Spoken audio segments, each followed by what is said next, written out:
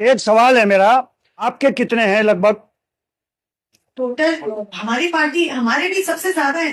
राज्यसभा में आप देखिए कि महिलाओं की संख्या भारतीय जनता पार्टी ने जो निकाली है। अभी मैंने सिर्फ टोटल एमपीज निकाला कि 75 हमारी एमपीज है। लेकिन अगर पार्टी वाइज निकालेंगे तो जरूर देख लेंगे, उसमें भी भारतीय जनता पार्टी ही नंबर 1 है। चलिए, अच्छी बात है, आप नंबर 1 है। लेकिन जब भी देश में महिला अपराध होता है, जघन्य अपराध होते हैं, दुष्कर्म जैसे अपराध होते हैं, तो कोई भी आपकी पार्टी की महिला सांसद संसद में ये बात नहीं उठाती है। आप कह रहे हैं कि महिलाओं का प्रतिनिधित्व होना चाहिए, फिर प्रतिनिधित्व दे के फायदा क्या जब दुष्कर्म जैसे मामलों में उनकी आवाज ही ना कोई उठाए? ये आपको शायद पता नहीं है कि ये बहुत सारे ऐसे जो इश्यूज हैं, हमारी जो महिला सांसद है, जहाँ जहाँ ऐसा घटनाएं होती हैं और जब प्रदेश की सरकार, पार्लियामेंट की मैडम, मैं पार्लियामेंट की बात कर रही हूँ, जब प्रदेश की सरकारें उसको करने में सक्षम नहीं होती हैं तो वो मुद्दा पार्लियामेंट। एक एग्जाम्पल भी दीजिए। तो अब आपने कहा है तो जरूर आपको एग्जाम्पल आंकड़े के साथ हम दे देंगे ये। चलिए, अगला सवाल एक मेरा और है। अगर हम इस समय गूगल में टाइप करें कि महिला अपराधों में उत्तराखंड का कौन सा नंबर है, ये मैं नहीं कह रहा हूं, मैंने जस्ट अभी टाइप किया है, तो ये कहता है कि नेशनल क्राइम ब्यूरो एनसीबीआरपी की रिपोर्ट के अनुसार हिमालय राज्यों में उत्तराखंड पहले नंबर पे है। मैं फिर कह रहा हूं, ये मैं नहीं कह रहा हूं मैडम, ये गूगल कह रहा है। और ये भी कह रहा है कि 10 सबसे असुरक्षित शहरों में देहरादून है। आप ये भी देखिए, सबसे ज्यादा जो हिमालय राज्यों में आबादी है महिलाओं की, वो कौन से प्रदेश में, वो देखिए एक बार गूगल में डालिए।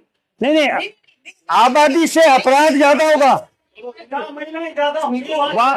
अपराध ज्यादा होंगे। पहले महिलाओं की आबादी कम करें हम, तब अपराध कम होंगे। डिप्टी जी कैसी बात कर रही हैं आप? वहाँ 80 सांसद नहीं, उत्तराखंड की बात करी मैडम।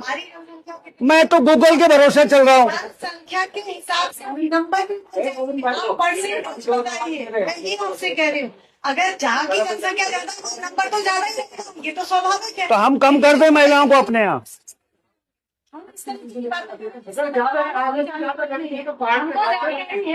कि 16 अप्रैल को जो विशेष सत्र पार्लियामेंट में आने वाला है, महिला वंदन अधिनियम जो 2023 में बिल पास हुआ, उस बिल में किस प्रकार से वो लागू होगा, कैसे वो सारे प्रदेशों में और विधानसभाओं में, पार्लियामेंट में उसको आगे कैसे वो लागू होगा, उसके लिए कुछ चेंजेस हैं, कुछ अमेंडमेंट हैं जो करने पड़ेंगे प्रदेश में और केंद्र के अपने आर्टिकल्स में। तो उसके लिए ये विशेष सत्र बुलाया गया है। मुझे लगता है कि ये एक बहुत ही देश की जो आधी आबादी है, जो आधी मैं कहूंगी कि हमारी वोटर अगर हैं तो वो महिला हैं। अगर हम पूरे देश में देखें तो लगभग हमारे पास बहुत सारा एक नंबर है, और एक मैं कहूंगी कि हमारे पास 47 करोड़ जो है ना, इतनी महिला वोटर है। और जो इंडिया का जो इलेक्टोरेट अगर हम देखेंगे तो 48.62% जो है वो महिला वोटर है, यानी लगभग आधी जो वोटर है वो भी महिला है। यानी जो हमारी डेमोक्रेसी है उसका जो हिस्सा है उसमें केवल वोट देने का काम महिला का नहीं होना चाहिए, उसको उसमें कैसे प्रतिनिधित्व करना चाहिए, उसके लिए एक बहुत बड़ा बदलाव होने जा रहा है। और बहुत सारी पार्टीज ने इसकी कोशिश की है, ऐसा नहीं है कि पहली बार हुआ है, ये लगातार मैं कहूंगी कि 40 साल से, 4 दशक से अन्य कई पार्टियां इसका श्रेय लेना चाहती हैं। उनको लगता है कि शायद उन्होंने इसकी शुरुआत करी, लेकिन शुरुआत सभी ने करी, लेकिन करके किसी ने इसको पूरा नहीं किया। सभी ने कहा कि हाँ हम करेंगे, कहा कि जरूर होना चाहिए और हम चाहते हैं होना, लेकिन करके किसी ने नहीं दिखाया। तो करके अगर किसी ने दिखाया, अगर सचमुच महिलाओं को प्रतिनिधि बनाना है, उनको अगर उनकी जो नीतियां हैं वो स्वयं अगर वो निर्धारण करें, उसके लिए अगर महिलाओं को अगर आगे बढ़ाने का काम है तो वो मोदी जी ने किया है। सामाजिक तौर पर भी उन्होंने महिलाओं को आगे बढ़ाया।